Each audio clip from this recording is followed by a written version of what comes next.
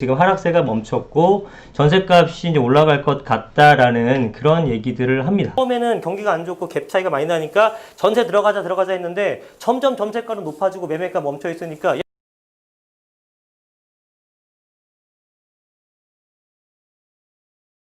자, 오늘자 부동산 기사를 보게 되면 헤드라인만 보고 있는데 어떤 특징이 있냐면요. 보세요.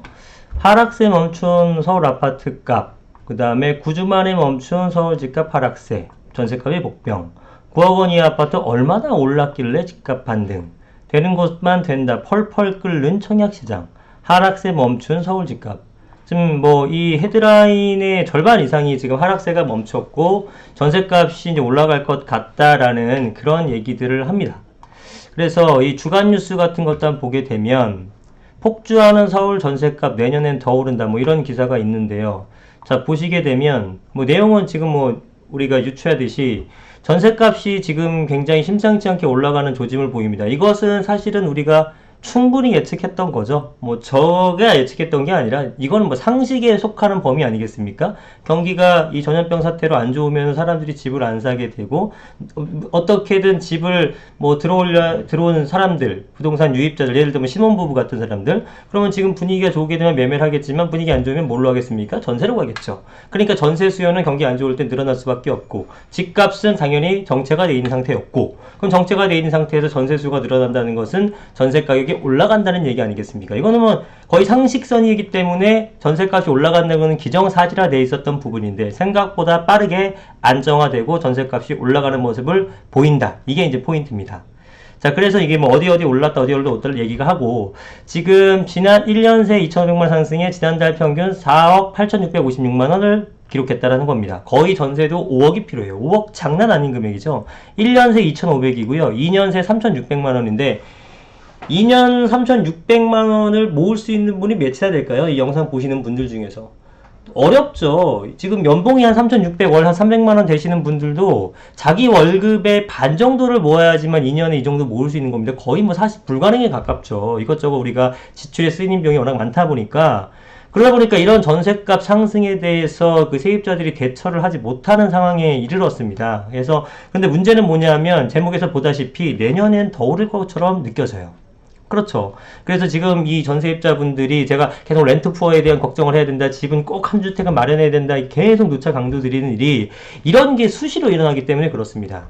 자, 그래서 우리가 조금 과거에서부터 지금까지 흐름을 한번 살펴보게 되면 여러분들이 이해가 쉬웠기 때문에 제가 조금 흐름을 한번 살펴봐 드리겠습니다. 자, 전세가 상승이 지속되면 일어날 일들, 이제 앞으로 향후에 전세가가 계속 상승할 걸로 보여지기 때문에 지금 이런 어떤 일이 일어날지를 한번 보시면 좋을 것 같아요. 자, 우리가 과거를 한번 살펴보도록 하겠습니다. 자, 언제부터 볼 거냐면은 한 2000년대 후반, 우리가 리먼 사태, 글로벌 금융위기 때부터 볼 건데요. 08년도에 우리 금융위기가 터지게 되면서 08년도 9월에 리먼이 부도가 났죠. 이러면서 이제 세계 금융위기가 터졌는데, 자, 이렇게 되니까 금융위기가 터지게 되면 어떻게 됩니까? 사람들이 집을 살까요, 안 살까요? 사람들이 집을 안 삽니다. 예, 사람들이 집을 안 사. 예, 집을 안 사고, 그러면 공급하는 사람들, 그러니까 건설사죠. 건설사들은 어떻게 될까요? 이게 공급이죠, 우리 공급. 그 다음에 이게 수요 측면입니다. 수요는 집을 안 사니까 떨어지죠. 수요는 떨어지고, 건설사들은 지금 분양하고 싶어요? 분양하게 되면 다 미분양 넣을 텐데 아무도 안 사는데 공급을 안 하죠. 그러니까 이것도 떨어집니다. 자, 그래서 수요자들은 집을 안 사고 건설사는 공급을 안 해서 떨어지게 됩니다. 이게 뭘 본 거냐면 매매 측면에서 본 거예요. 매매 측면. 근데 이번에는 우리가 전세적인 측면에서 보자고요. 전세. 우리가 전세 기준인 거니까. 자, 건설사가 공급을 안 하는 거는 매매도 공급이 안 되는 거지만 전세도 공급이 안 되는 거죠. 그러면 이번엔 전세를 보겠습니다. 전세는 공급이 뚝 떨어져 있어요. 공급이 뚝 떨어져 있어. 수요는 어떨까요?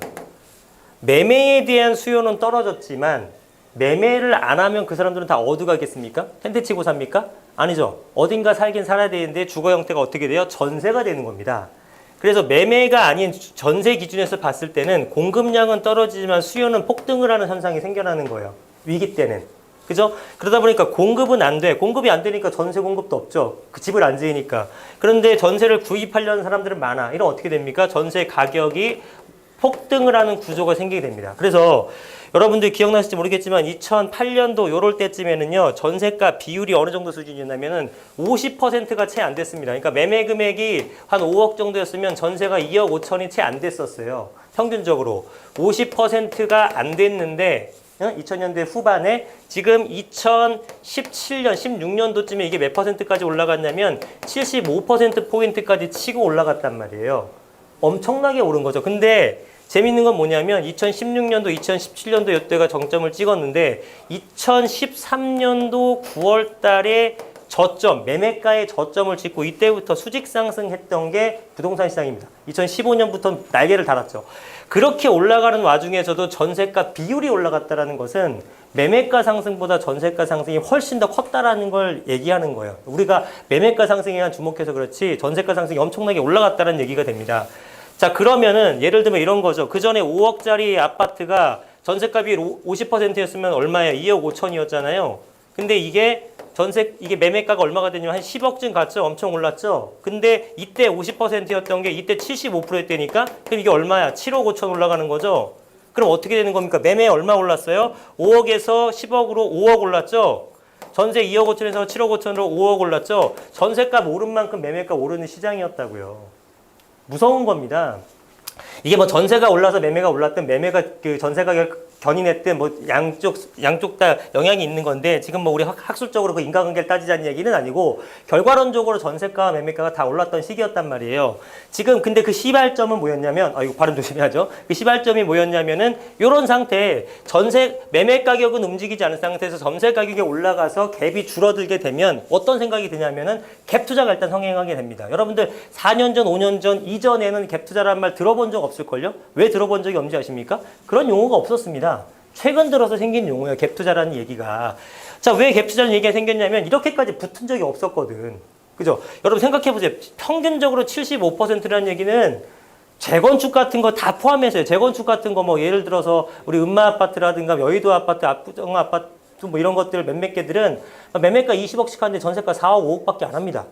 예? 그렇다라는 것은 그런 비율 거의 20%, 25% 비율밖에 안 되는 거에 다 포함해서 75%라는 얘기는 일반적인 구축 아파트, 일반적인 아파트 같은 거 대부분 80%가 넘었다는 얘기예요. 전세가 비율이.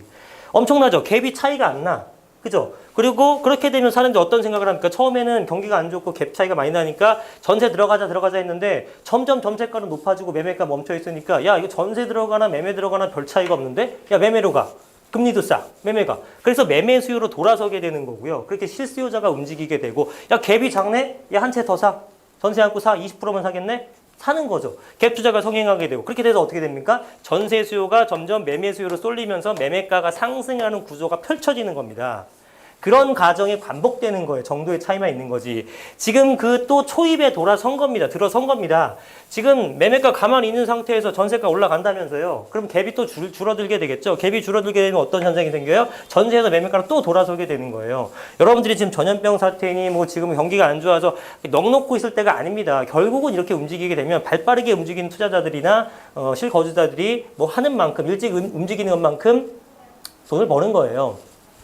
자, 벌써 매매가가 저는 그 전에 영상에서 계속 주장했지만 최대한 늦어도 하반기 아니면 적어도 가을 전까지는 구입을 해라. 어차피 상승할 거니까. 근데 벌써 기사들이 하락세를 멈췄다.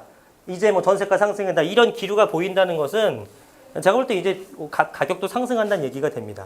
여러분들이 이런 흐름 같은 것들을 잘 파악을 하셔야 돼요. 저는 뭐 십수년째 부동산 하다 보니까 이런 경험을 여러 차례 있어서 과거의 반복입니다. 과거의 반복이에요. 또 똑같아요. 지금 이런 상태에 이런 시그널들, 기사 같은 것들이 나오게 된다는 것은 향후에 가격이 올라간다는 뜻이니까 적절한 어떤 그 매물에 대해서 여러분들이 구입할 준비를 하시고 미리미리 빠르게 움직이셨으면 좋겠습니다.